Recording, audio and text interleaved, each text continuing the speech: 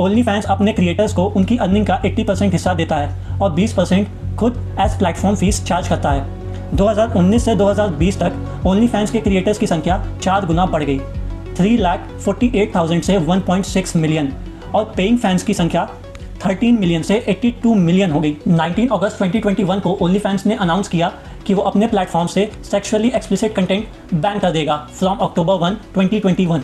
लेकिन ये फैसला उसने फिर 6 दिन बाद ही रिवर्स कर दिया, और इसके पीछे का रीज़न ये था कि ओनली फैंस के बैंकिंग पार्टनर्स और पेमेंट प्रोसेसर्स ने इनको प्रेशर में लाया था और इनके ट्रांजैक्शंस रोक दिए थे, ये कहते हुए कि आप एक अडल्ट कंटेंट प्रमोट करते हो। लेकिन अनडाउटली ओनली फैंस की source of income adult content से ही आती है, और इसीलिए उन्होंने बहुत हाथ पैर मारने के बाद 6 दिन बाद बैंकिंग पार्टनर से एश्योरेंस सिक्योर करी कि नहीं, अब कोई भी ट्रांजैक्शंस में दिक्कत नहीं आएंगी, और तब जाके ये फैसला रिवर्स कर दिया गया था। 2024 आते आते ओनली फैंस की ग्रॉस रेवेन्यू $7.22 बिलियन रिपोर्ट की गई, 4.6 मिलियन क्रिएटर्स और 377.5 million active fan accounts globally. और सबसे शॉकिंग बात तो ये है कि इतनी बड़ी कंपनी है लेकिन इसको चलाने वाले सिर्फ 46 मेंबर्स हैं।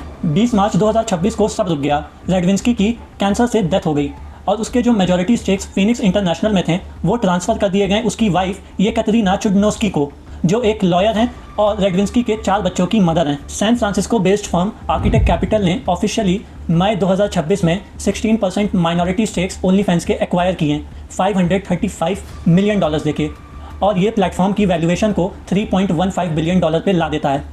लेकिन जनवरी 2026 में यही कंपनी ने 60% मेजॉरिटी टेक ओवर डील के लिए डिस्कशन किए थे, और अगर वो डिस्कशन चल के सक्सेसफुल होते तो कंपनी की वैल्यूएशन तब $5.5 बिलियन हो जाती।